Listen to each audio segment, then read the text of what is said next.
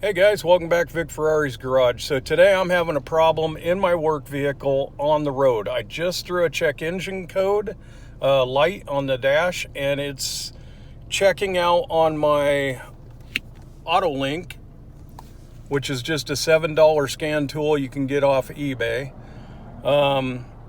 It's checking out as a p0171, which is bank one cylinders are lean.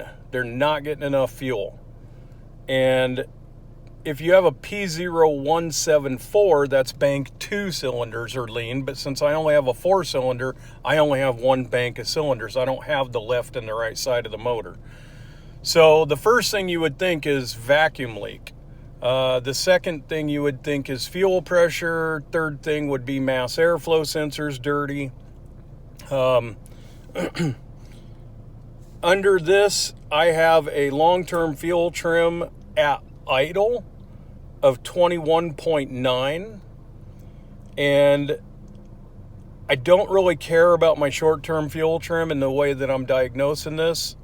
I already know that it's going to be reading back and forth, negative to positive, which means the computer's for now correcting it. As the problem gets worse, the computer will no longer be able to correct it.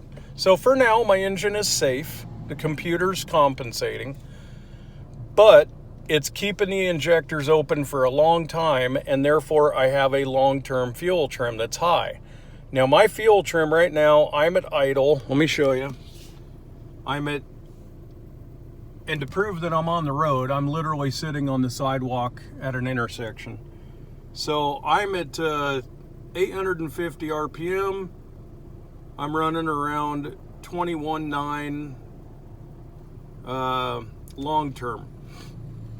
Now, if I have a manifold or a vacuum leak on a hose, this long term would drop as soon as I got under load because the vacuum would drop. I would open the throttle body.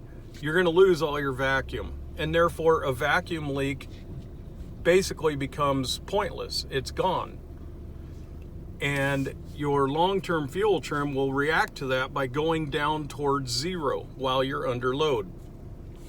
Now, if you have no vacuum leaks and you get on the throttle and your fuel pressure is low because your fuel pump is bad, that number will go up while you're on the throttle. So let me get off the sidewalk and we will get on the highway. Watch that number. All right, I'm on the throttle and bam, my fuel pump's saying, hey, we can't do this. I can't keep up. Screw you. That is a bad fuel pump. So I'm gonna go get a fuel pump and fix that. And that's how you can just check it on the fly. You don't need to be getting out and doing a bunch of diagnostics. It's as simple as that. So, talk to you later.